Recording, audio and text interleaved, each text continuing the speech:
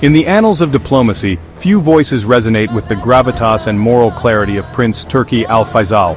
A seasoned statesman and former Saudi intelligence chief, Prince Turky's words carry the weight of history and the urgency of the present. His recent open letter to former U.S. President Donald Trump highlights the unfinished business of peace in the Middle East.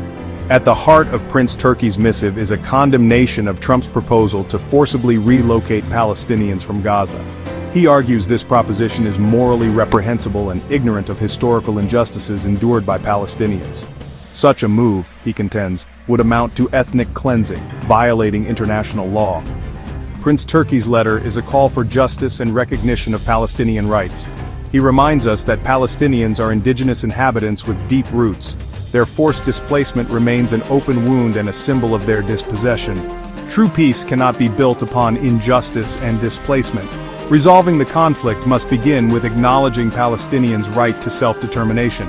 This, Prince Turky insists, is a moral imperative for lasting stability in the region. To comprehend the profound implications of Prince Turky's letter, one must delve into the historical tapestry of the Israeli-Palestinian conflict. The Palestinian narrative is one indelibly marked by dispossession and displacement, a story that begins with the creation of Israel in 1948. The events of that year, known to Palestinians as the Nakba catastrophe, saw the expulsion of over 700,000 Palestinians from their homes and lands, creating a refugee crisis that continues to reverberate today. Many of these refugees and their descendants found themselves in Gaza, a narrow strip of land along the Mediterranean coast. Gaza, once a vibrant hub of Palestinian life, has been transformed into a densely populated enclave, its inhabitants trapped in a cycle of poverty, conflict, and despair.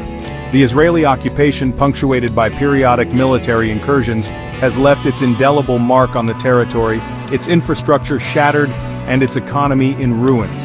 The plight of the Palestinians is not merely a historical footnote, but a contemporary crisis.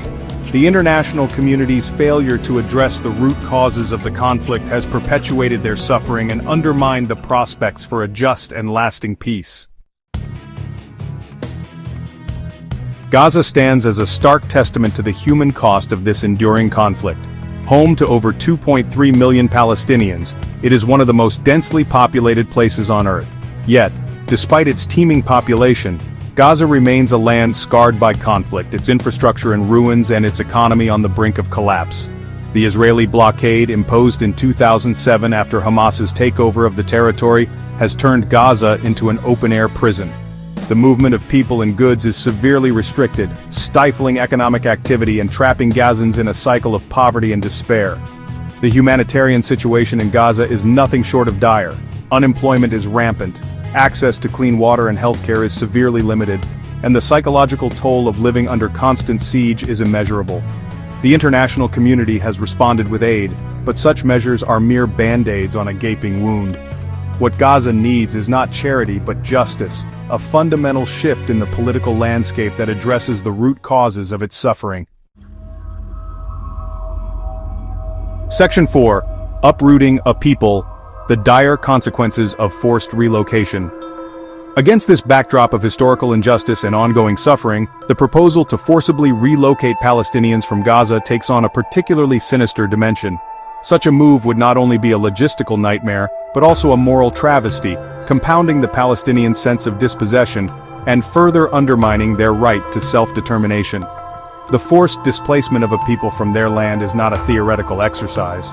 It is a historical reality fraught with human suffering. The Palestinian people, already victims of multiple displacements, would be subjected to yet another traumatic upheaval, their social fabric torn asunder, and their hopes for a future in their homeland dashed.